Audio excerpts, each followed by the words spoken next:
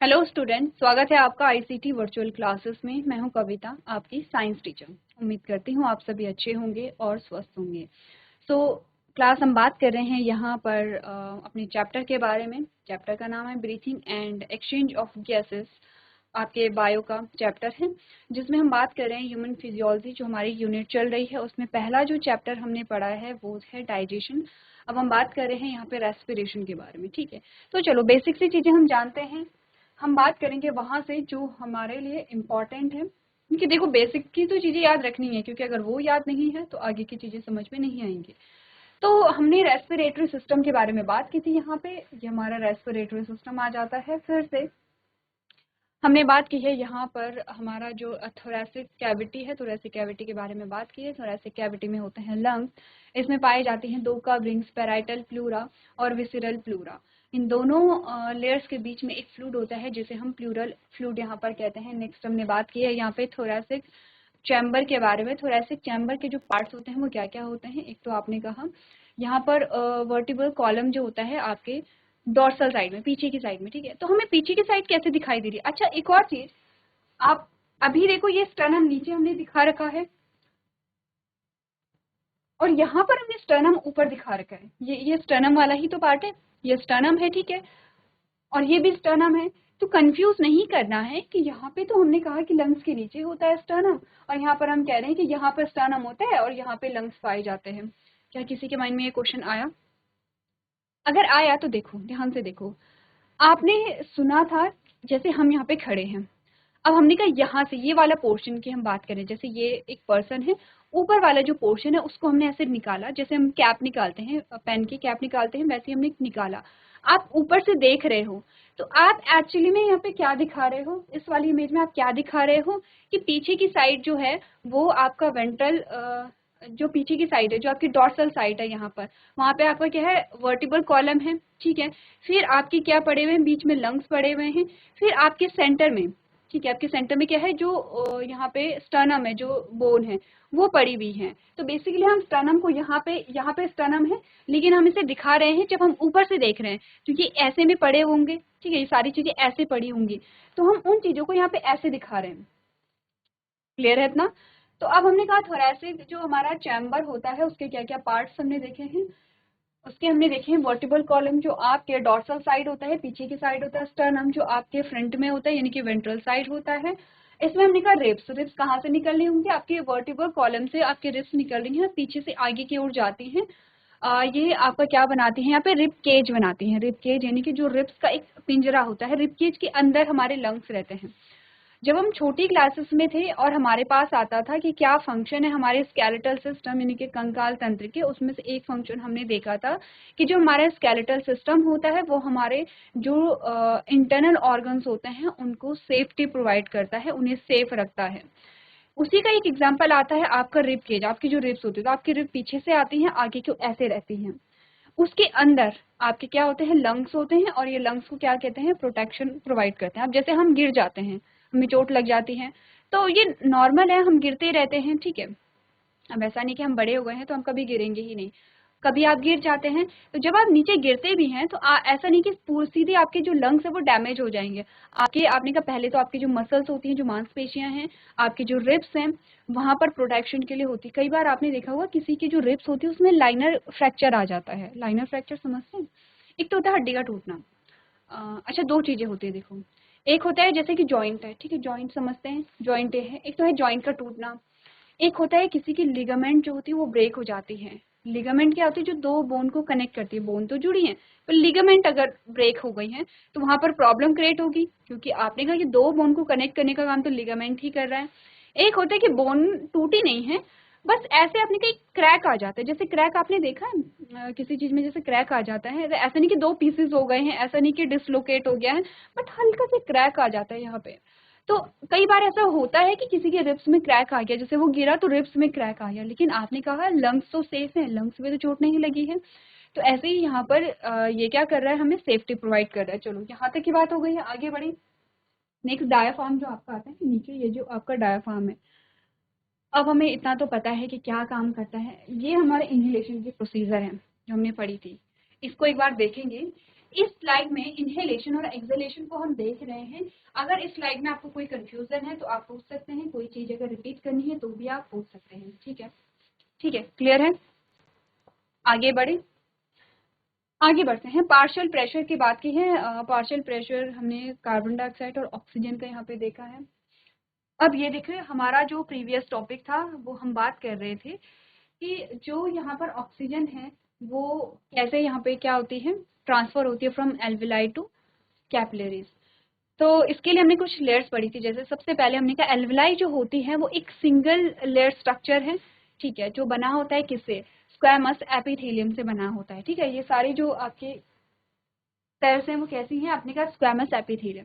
अब squamous epithelial tissue जो है वो सेल से बना होगा, ठीक है, वो सेल से बना है। तो सेम वही टिश्यू आपका यहाँ पर है, आपने कहा ये सेल्स यहाँ पर पाई जा रहे हैं और एक सिंगल क्या है, सिंगल लाइन है। सेम वैसे कैपिलरी में भी आपने कहा ये जो स्क्वैमस एपिथेलियम है ये पाया जा रहा है, लेकिन इसको हम एंडोथेलियम भी कहते हैं। याद रखना, एंडोथेलियम कैपिलरी को कह रहे हैं, कैपिलरी में पाए जाते हैं, एल्विलाई में नहीं पाए जाते। ठीक है, लेकिन दोनों ही क्या है, स्क्वैमस एपिथेलियम है। फिर हमने कहा कि यहाँ पर जो स्क्वैमस एपिथेलियम है से बाहर से एक कवरिंग हमें देखने को मिलती है जिसे बेसमेंट मेम्ब्रेन कहते हैं। ये सेल्स नहीं होती हैं, बस एक आपने कहा जैसे एक फ्लूइड होता है, कुछ ऐसा ही आप इमेजिन करेंगे, वैसी एक कवरिंग होती है। यहाँ पे सेल्स नहीं पाए जाते, नॉन सेलुलर लेयर ये होती है। और ये जो सरफेस है जहाँ से ऑक्सीजन एल्विलाई से यहाँ ट्रांसफर करती है, तो इसके बीच का सरफेस जो कहलाता है वो एक्सचेंज सरफेस कहलाता है। ठीक है, ये बात क्लियर हो गई है। अब नेक्स्ट जो हमारा सेगमेंट आता है उसमें हमने क्या बात अभी तक की है। नेक्स्ट जो हमारा सेगमेंट आता है वो क्या है, ऑक्सीजन जो है वो एल्विलाई से कहाँ आ गई है हमारी, ये ऑक्सीजन है, ये कहाँ आ गई है, हमारी ब्लड में आ गई है। हमने कहा ब्लड में जो ऑक्सीजन है वो कैसे जाएगी, ऐसे बह के जाएगी, हमने कहा नहीं, किसी चीज से तो बाइंड होती है।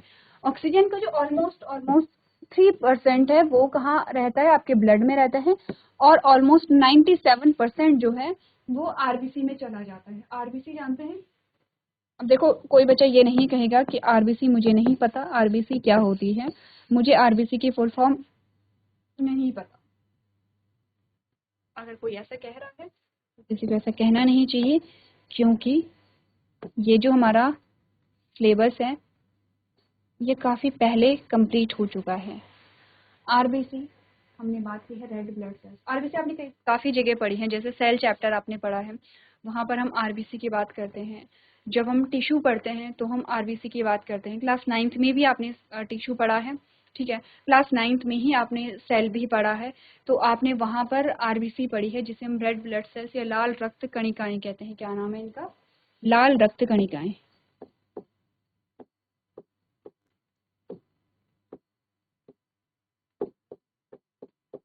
अच्छा, ब्लड जो है आपने, ऐसा नहीं कि आपने सिर्फ 9th में पढ़ा था, आपने 10th में आके भी पढ़ा था ब्लड। जब आप एक चैप्टर पढ़े थे लाइव प्रोसेसेस, जैव प्रक्रम, वहाँ पर सर्कुलेशन हमारे पास आया था, सर्कुलेशन और सर्कुलेटरी सिस्टम। तो जब हम सर्कुलेशन पढ़ते हैं तो हम ब्लड पढ़ते हैं, ब्लड वेसल्स पढ़ते हैं, और हम हार्ट को पढ़ते हैं। तो वहाँ पे भी आपने यहाँ पे किसकी बात की है, ब्लड की बात की है। ऐसा नहीं है कि आपने 9th से पहले भी हम ब्लड को पढ़ते हैं, ब्लड सेल्स को हम पढ़ते हैं। फंक्शन की हम बात करें तो हमने कहा फंक्शन में हमने हमेशा ही पढ़ा कि आरबीसी जो है वो ऑक्सीजन को कैरी करती हैं। क्यों कैरी करती हैं, क्योंकि इसमें होता है एक पिगमेंट जिसका नाम है क्या, हीमोग्लोबिन। हीमोग्लोबिन के वजह से ही जो ब्लड है उसका कलर जो है वो आपको लाल दिखता है। ठीक है, अब प्रीवियस लेक्चर में हमने कहा ये जो हीमोग्लोबिन है ये दो चीजों से मिलकर के बना है, पिगमेंट जो वर्णक होते हैं और प्रोटीन से मिलकर के बना होता है। प्रीवियस जो हमारा चैप्टर था डाइजेशन, उसमें हमने बोला था हीमोग्लोबिन क्या होता है जब टूटता है। अब हीमोग्लोबिन क्यों टूटेगा, आपको याद होगा, आपको ध्यान होगा। हमने जब बात की थी कि आरबीसी की जो लाइफ होती है वो कितनी होती है, आरबीसी की जो लाइफ होती है वो कितनी होती है, 120 डेज होती है, 120 दिन होती है। 120 दिन बाद आरबीसी जो पुरानी आरबीसी है वो बर्स्ट हो जाएंगी, नई आरबीसी का फॉर्मेशन होता रहेगा। कहाँ होता है, हमारी बोन मैरो में होता है। अच्छा, बोन मैरो से हमारे पास क्या आती है, रेड बोन मैरो और येलो बोन मैरो। अगर आपको ध्यान होगा, बोन वाले चैप्टर में हमने सीखा है कि रेड बोन मैरो होता है और येलो बोन मैरो होता है, दोनों में डिफरेंस क्या है एक बार आप लोग सर्च कर लेंगे। ठीक है, चलो वापस आते हैं अपने टॉपिक पे। अब हमने बोला कि जब यहाँ पे आरबीसी जो है वो अपने लास्ट डेज में होती है, यानी कि अब उन्हें वो 120 डेज कंप्लीट करने वाली है, और जब वो यहाँ पे स्प्लीन से होकर के गुजरती हैं, ये है स्प्लीन। देखो ये ऐसा, ये अलग अलग हमारे जो चैप्टर आते हैं आप कुछ कुछ ऐसे हमारे टॉपिक होते हैं जो हर जगह ही रिपीट होते हैं, ठीक है, हर जगह हम उसे रिपीट करते हैं। जैसे कि हम सेल जो है वो हर जगह रिपीट करते हैं। अगर सेल रिपीट हो रहा है तो ब्लड भी यहाँ पे क्या होता है, रिपीट होता है। सेल के साथ साथ आपने कहा आप किसकी बात करते हैं यहाँ पे, जो आपका जेनेटिक मटेरियल है डीएनए, उसको भी आप रिपीट करते हैं। तो आपने कहा ये हमारा स्प्लीन है। अब यहाँ से आपकी जो आर्टरीज हैं वो लेकर के आती हैं ब्लड को, ऐसे यहाँ से कैपिलरीज बनेंगी। ये कैपिलरीज क्या होंगी, यहाँ पे ब्लड को देंगी, ठीक है, और यहाँ से आगे निकल जाएंगी, ठीक है, CO2 CO2 को लेकर के निकल जाएंगे ऐसे।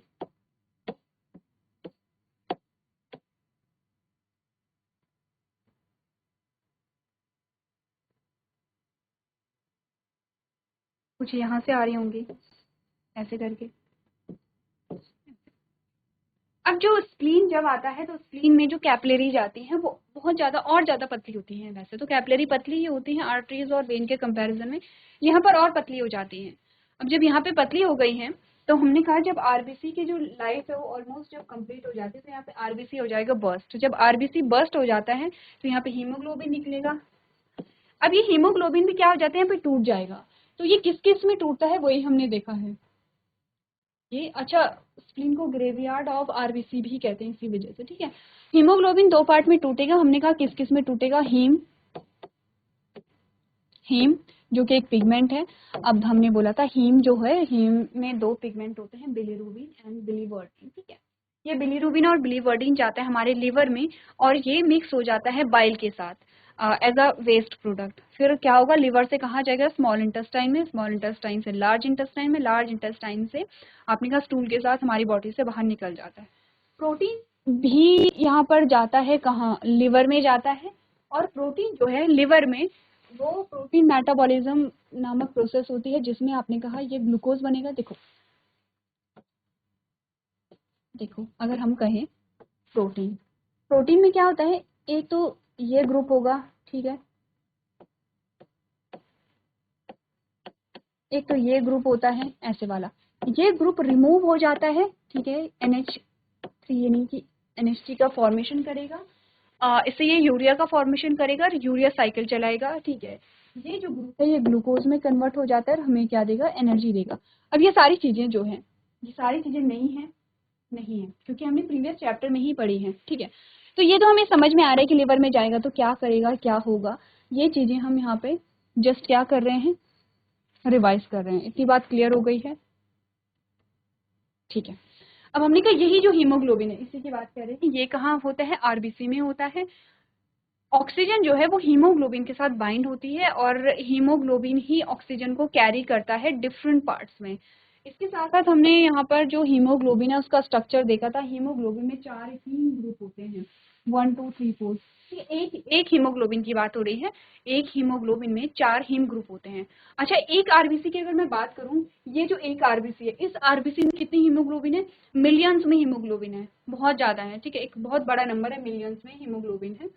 तो आपने कहा कि और एक हीमोग्लोबिन में 4 हीम ग्रुप होते हैं। इन हीम ग्रुप में पाया जाता है आयरन, इसीलिए आपको आयरन खाने की सलाह दी जाती है। आयरन खाइए, आपका खून खूब बनेगा, खूब बढ़ेगा, ठीक है। अब हमने कहा अच्छा हाँ, आयरन की कमी हो जाती है तो क्या होगा, आपने कहा तो यहाँ पर जो हीम है वो कम बनेंगे। अगर हीम कम बनेंगे तो हीमोग्लोबिन कम बनेगा, हीमोग्लोबिन कम बनेगा तो आपका जो आरबीसी है वो क्या होगा, यहाँ पे कम होगा, ठीक है। तो यहाँ पर क्या होता है, जो हीम ग्रुप है उसमें आयरन होता है और इसी हीम ग्रुप के साथ ऑक्सीजन के जो मॉलिक्यूल हैं वो यहाँ पे बाइंड कर जाते हैं। इसके अलावा हीम ग्रुप से लगे हुए होते हैं जो ग्लोबिन प्रोटीन है वो। तो ये अल्फा चेन होती है, ये बीटा चेन होती है, क्या है ये, ग्लोबुलिन है, ठीक है। तो ये ग्लोबिन जो चेन्स हमारी आती हैं, 2 अल्फा 2 बीटा हमारे पास आएंगी और ये हमने स्ट्रक्चर देखा था। अब नेक्स्ट जो हमारे पास पार्ट आता है, जो नेक्स्ट टॉपिक आता है वो ये है कि वो कौन कौन से फैक्टर्स होते हैं जो हीमोग्लोबिन से ऑक्सीजन की बाइंडिंग को अफेक्ट करते हैं। एक तो ये है, इसके अलावा हमने कहा एक और चीज हम पहले समझ लेते हैं कि जब हीमोग्लोबिन,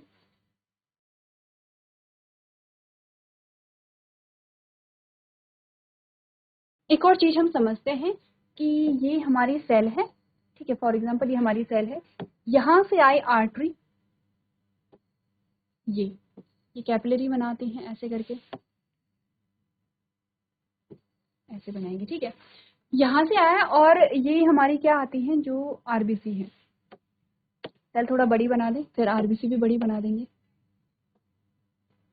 कि हम सेल बना देते हैं ये, और इस सेल में एंटर होती है किसकी, आरबीसी की। तो आरबीसी बनाएंगे, ठीक है। यहाँ पे एक आरबीसी ये है और एक आरबीसी हमारे पास आती है ये, यानी कि यही आरबीसी इसमें कन्वर्ट हो जाएगी, ठीक है। अब चलिए, अब यहाँ से जो हमारी ब्लड है, सिर्फ ऐसा नहीं कि सिर्फ आरबीसी ही आ रही है, पूरा ब्लड ही आएगा, बट हम पढ़ रहे हैं आरबीसी के कॉन्टेक्स्ट में, तो हम आरबीसी को ही ले रहे हैं। अब ये ब्लड आए, ये हमारी आरबीसी है। हमारी आरबीसी में है हमारा हीमोग्लोबिन। हीमोग्लोबिन में हमने देखा कि ये है क्या, क्या है ये, हीम ग्रुप है। अब इसके अंदर मैं आयरन नहीं लिखती हूँ क्योंकि स्पेस कम है हमारे पास। और ये जुड़ा होगा इससे ऑक्सीजन, इससे भी जुड़ा होगा ऑक्सीजन, इससे भी जुड़ा होगा ऑक्सीजन, इससे भी जुड़ा होगा ऑक्सीजन। अब ये इसके क्या बना देते हैं, चेन्स बना देते हैं, ठीक है, अगर विजिबल है तो। ये हमारा हीमोग्लोबिन है इस कंडीशन में। इस कंडीशन में ब्लड को हमने क्या नाम दिया है, कई बार हमने पढ़ा है, ऑक्सीजनेटेड ब्लड, जिसको हम कहते हैं ऑक्सीकृत रक्त, ठीक है। ये हमारा ऑक्सीजनेटेड ब्लड है। अब यहाँ पे होता क्या, देखो, यहाँ से जो एक ऑक्सीजन है, ये एक ऑक्सीजन, ये किसे दे देगा, ये दे देगा सेल को, और सेल में बनी होगी, अच्छा चलो इसी में रहने देते हैं क्योंकि हमारे पास दो आरबीसी हैं, तो इसमें चेंज नहीं करेंगे, ठीक है। ये O2 है और ये इसकी क्या है, यहाँ पे ग्लोबिन चेन है। अब ये इसमें कन्वर्ट क्यों हो जाता है, देखो क्या चेंज आया यहाँ पे, इसको अब मैं यहाँ पे ब्लू में लिखूंगी, आपको समझ में आ गया होगा क्यों ब्लू में लिखा है मैंने।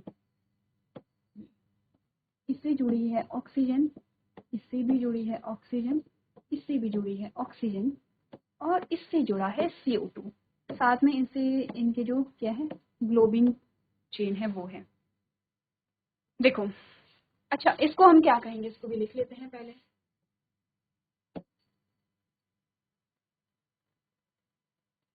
डीऑक्सीजनेटेड ब्लड, या इसको हम कहेंगे अनऑक्सीकृत रक्त, ठीक है। क्या हुआ,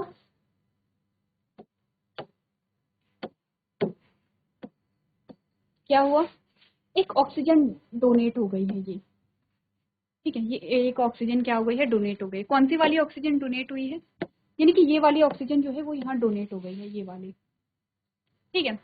और तब जाकर के ये जो आरबीसी है अब हमारे पास इस रूप में है, ये सेम आरबीसी है, ठीक है। ये जो आरबीसी है ये सेम ही आरबीसी है। इनमें चेंज क्या है, देखो सिंपल सा एक चेंज है। चेंज ये है कि अगर हम बात करें ऑक्सीजनेटेड ब्लड की, इस आरबीसी में जो चारों हीम है उन पे 4 मॉलिक्यूल जुड़े हुए हैं ऑक्सीजन के, और जब ये कन्वर्ट हो जाता है डीऑक्सीजनेटेड ब्लड में, तो कैसे कन्वर्ट होता है, आपने कहा इस आरबीसी का एक ऑक्सीजन यहाँ निकल जाता है, ये रिमूव हो गया है, ठीक है। और यहाँ पर इस सेल में बनी जो CO2 है वो यहाँ अटैच हो जाती है ऐसे करके। और अब हमने कहा इस आरबीसी में जो हीमोग्लोबिन है उसके पास 3 मॉलिक्यूल ऑक्सीजन के हैं और एक मॉलिक्यूल क्या है, कार्बन डाइऑक्साइड का है। इसको हम क्या कह रहे हैं, डीऑक्सीजनेटेड ब्लड यहाँ पे कह रहे हैं, ठीक है। ये बात हमें पता थी, हमने काफी बार डिस्कस की, नहीं पता थी कोई बात नहीं, आप यहाँ पर देख सकते हैं कि जो हमारा डीऑक्सीजनेटेड ब्लड है उसमें भी क्या होती है, ऑक्सीजन पाई जाती है, ठीक है। अब हमारे पास क्वेश्चन ये आता है कि ये जो ऑक्सीजन यहाँ से रिलीज हुई, ये ऑक्सीजन कैसे रिलीज हुई होगी,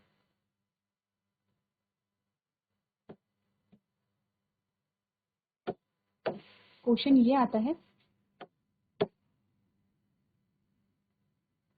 ये जो ऑक्सीजन रिलीज है ये ऑक्सीजन रिलीज कैसे हुई होगी यहाँ से, ठीक है।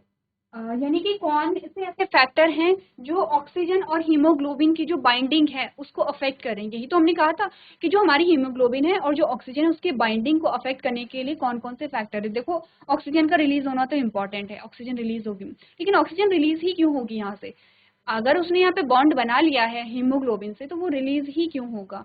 तो आपने कहा उसके लिए कुछ फैक्टर होते हैं जो कि यहाँ पर इनिशिएट करते हैं और जो यहाँ पर स्टिमुलेट करते हैं ऑक्सीजन यहाँ से रिलीज हो और कार्बन डाइऑक्साइड यहाँ पे बाइंड करे। ठीक है, उसके लिए अभी तक का जो टॉपिक है वो एक बार क्लियर कर लेंगे, ये चीज आप समझ लेंगे कि हो क्या रहा है।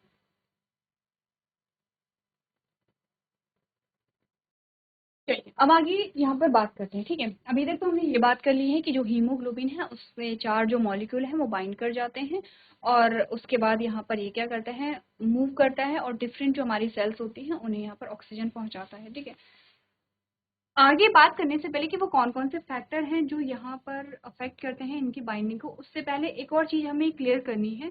देखो, अगर मैं कहूँ हीमोग्लोबिन, तो ये हीमोग्लोबिन है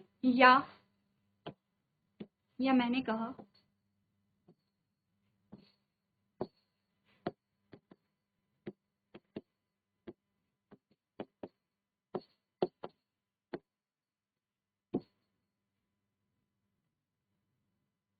कि ये हीमोग्लोबिन है, जल्दी से बताइए इन दोनों में से आपका हीमोग्लोबिन कौन है। आप कहेंगे दोनों हीमोग्लोबिन है।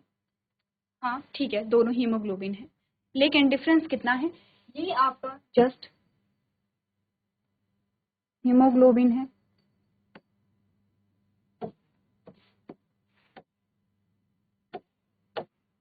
ये आपका जस्ट हीमोग्लोबिन है, और ये जो आपका है ये क्या है, ऑक्सी हीमोग्लोबिन है। ठीक है, तो कभी कभी हमारे पास बहुत सिंपल से क्वेश्चन भी आ जाते हैं, जैसे कि आपको यहाँ पे स्ट्रक्चर बता दिया है कि इनमें से बताइए हीमोग्लोबिन कौन सा है, तो ऐसा नहीं कि आप इस पे टिक कर देंगे, नहीं, उस टाइम पे अगर अगर हमारे पास कोई और ऑप्शन नहीं है, अगर ये ऑप्शन में ही नहीं है तो हमारे पास कोई ऑप्शन नहीं है, हम इसको चूज करेंगे। लेकिन अगर दोनों ही ऑप्शन में है तो हीमोग्लोबिन के लिए आप यहाँ जाएंगे और ऑक्सी हीमोग्लोबिन के लिए आप यहाँ जाएंगे। एक चीज तो ये, दूसरी चीज ये कि हमने कहा कि ऑक्सीजन कैसे रिलीज हो रही है किससे, हीमोग्लोबिन से। इसको पढ़ने से पहले हमें थोड़ा सा ये भी समझना है कि ऑक्सीजन हीमोग्लोबिन से बाइंड कैसे करती है एक्चुअली में। ठीक है, वो बाइंड कैसे करेगी, तो हमने कहा जब हीमोग्लोबिन है, ये हीमोग्लोबिन है, ये इसके 4 क्या है, हीम ग्रुप है। अभी हीमोग्लोबिन पर ऑक्सीजन नहीं बाइंड करी है। ठीक है, ये इसकी ग्लोबिन चेन है, अभी ये सिर्फ हमारा हीमोग्लोबिन है। ठीक है, यहाँ पर ऑक्सीजन को बाइंड करना है, तो अपने का ऑक्सीजन बाइंड क्यों करेगी, ऑक्सीजन बाइंड करने के लिए हमने एक टर्म देखा था, हमने कहा था पार्शियल प्रेशर। किसकी बात की थी हमने, पार्शियल प्रेशर। यहाँ पर जो ऑक्सीजन का पार्शियल प्रेशर है या ऑक्सीजन का जो पीपी है वो हमें इंक्रीज करना पड़ेगा। जितना ज़्यादा पार्शियल प्रेशर होगा उतनी ज़्यादा ऑक्सीजन जो है वो हीमोग्लोबिन से अटैच करेगी। तो ये अटैच कैसे होता है, ये बाइंड कैसे करता है, जैसे कि पहले सिर्फ एक मॉलिक्यूल यहाँ से बाइंड करता है। ठीक है, पार्शियल प्रेशर जब हम क्या करते हैं, इसीलिए हम क्या करते हैं, देखो कभी कभी आपने देखा होगा कि आप बहुत ज़्यादा स्ट्रेस में हैं, आप बहुत फ्रस्ट्रेटेड होते हैं, आपसे कहते हैं डीप इनहेल लीजिए। जब हम डीप इनहेल करते हैं तो हम क्या कर रहे हैं, एक्चुअली में हम ऑक्सीजन का पार्शियल प्रेशर बढ़ा रहे हैं, तो हम डीप इनहेल करते हैं, डीप एक्सहेल करते हैं। ठीक है, तो इससे क्या होता है, हम क्या करते हैं, मोर ऑक्सीजन हम ले रहे हैं, और जितनी ज़्यादा यहाँ पर आपने का पार्शियल प्रेशर होगा ऑक्सीजन का, उतने ही जो ऑक्सीजन के मॉलिक्यूल हैं वो क्या होंगे, उतनी जल्दी जो ऑक्सीजन के मॉलिक्यूल हैं वो हीमोग्लोबिन से बाइंड करेंगे। ठीक है, तो हमें ये समझा है कि जो हीमोग्लोबिन है उससे ऑक्सीजन को बाइंड कराने के लिए हमें ऑक्सीजन का जो पार्शियल प्रेशर है वो इंक्रीज करना पड़ता है। अच्छा, एक और चीज आती है, ये आपके पास जैसे आपके पास आते हैं, एक स्टेटमेंट दी जाती है और आपसे आपके पास ऑप्शन दिए जाते हैं कि बताइए कौन सा ऑप्शन सही है। हमने कहा जब यहाँ पर जो हीमोग्लोबिन से जब ऑक्सीजन अटैच होती है तो यहाँ पे ऑक्सीजन का जो पार्शियल प्रेशर है वो इंक्रीज होता है। ठीक है, ये स्टेटमेंट है कि ऑक्सीजन का पार्शियल प्रेशर इंक्रीज होता है। तो आपके पास ऑप्शन है कि एकदम से पार्शियल प्रेशर इंक्रीज, एकदम से पार्शियल प्रेशर इंक्रीज है, एकदम से पार्शियल प्रेशर बढ़ जाता है, या आपने कहा कि पार्शियल प्रेशर पहले धीरे धीरे बढ़ता है और फिर तेजी से बढ़ता है, या पार्शियल प्रेशर जो है वो हमेशा धीरे धीरे ही बढ़ता है, वो तेजी से नहीं बढ़ता है। ऐसे आपके पास ऑप्शन होते हैं। तो हमेशा ध्यान रखना है कि पार्शियल प्रेशर जो है वो पहले धीरे धीरे से बढ़ेगा और फिर तेजी से बढ़ने लगता है। ऐसे जैसे हम ग्राफ देखते हैं, पार्शियल प्रेशर पहले धीरे धीरे बढ़ेगा ऑक्सीजन का और फिर तेजी से यहाँ पर बढ़ेगा। क्लियर है, इतना बाइंडिंग समझ में आ गई है, चलो ठीक है। अब अगर हमने देखा कि जो यहाँ पर ऑक्सीजन है वो कैसे रिमूव होती है यहाँ पर, जिससे हीमोग्लोबिन से।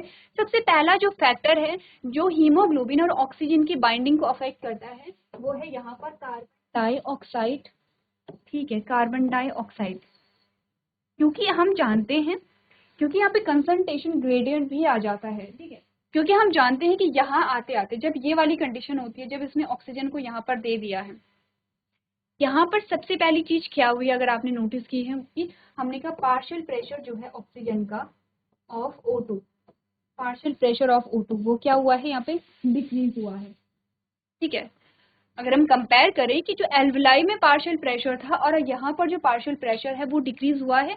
जो आपने कहा जो हमारी आरबीसी है, आरबीसी से क्या हुआ है, यहाँ पे जो ऑक्सीजन का जो मॉलिक्यूल है वो यहाँ से क्या होगा, रिमूव होगा, तो पार्शियल प्रेशर यहाँ पे क्या होगा, डिक्रीज होगा। अब आपने कहा ये तो निकलने के बाद की बात है, हम पहले की बात करें। हमने कहा यहाँ पे CO2 भी तो प्रेजेंट है जिसकी हाई कंसंट्रेशन यहाँ पर है। ठीक है, यहाँ पर CO2 भी प्रेजेंट है, तो आपने कहा जो CO2 है वो क्या करेगा, यहाँ पर ऑक्सीजन को रिमूव करवाएगा और खुद यहाँ पर क्या कर जाता है, बाइंड कर जाता है। ठीक है, पहला फैक्टर है कार्बन डाइऑक्साइड जो इन दोनों की जो बाइंडिंग की जो कैपेसिटी है या इन दोनों की जो बाइंडिंग है उसे अफेक्ट करता है, पहली चीज।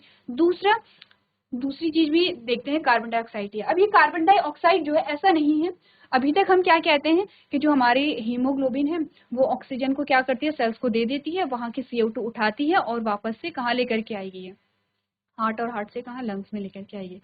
ऐसा नहीं कि पूरी CO2 जो है वो हीमोग्लोबिन लेकर के जा रहा है, some amount of carbon dioxide, यानी कि कुछ अमाउंट जो है कार्बन डाइऑक्साइड का वो हीमोग्लोबिन में जाता है, कुछ अमाउंट जो कार्बन डाइऑक्साइड का है वो जाता है प्लाज्मा में,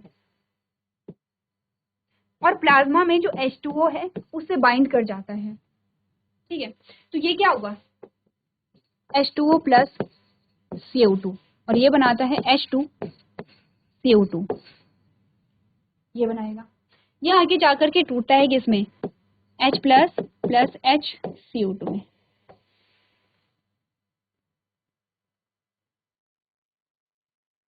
ठीक है, ठीक है, H प्लस प्लस HCO, हाँ CO3। ठीक है, हाँ, तो H2O प्लस CO2 ये क्या बनाएगा, H2CO3 प्लस H प्लस और HCO3। ये जो H प्लस है ये H प्लस हीमोग्लोबिन से अटैच होता है, और ये भी एक रीजन है कि हीमोग्लोबिन जो है वो ऑक्सीजन को यहाँ पे रिलीज कर देता है। ठीक है, अच्छा एक और चीज ये ध्यान देनी है, यहाँ पे CO3 कैसे आया, देखो बहुत छोटी छोटी चीजें हैं जो हम ध्यान नहीं देते हैं। केमिस्ट्री में हमने देखा है, बैलेंसिंग सीखी है, कहाँ से सीखे, 9-10 से हम केमिस्ट्री में जो इक्वेशन है उसे बैलेंस करना सीखते हैं।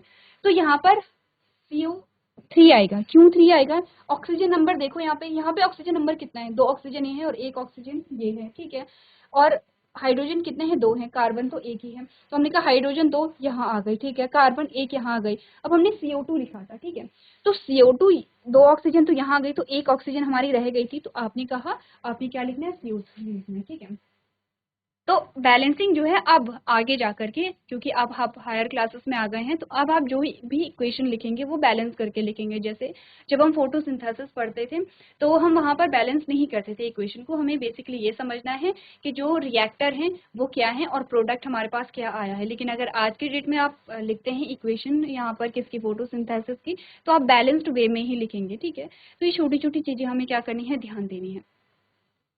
ये क्लियरली विजिबल है, चलो, तो 2 फैक्टर तो हमने देखे हैं, तो H प्लस यहाँ पे आयन आता है और एक हमारा कार्बन डाइऑक्साइड है, ये भी CO2 से ही हमारा बनता है। ठीक है, और भी यहाँ पे फैक्टर होते हैं जिन्हें हम नेक्स्ट लेक्चर में यहाँ पे कंटिन्यू करेंगे। तो चलिए आज के सेशन में हम इतना ही करेंगे, अभी तक क्लास में बने रहने के लिए आपका धन्यवाद।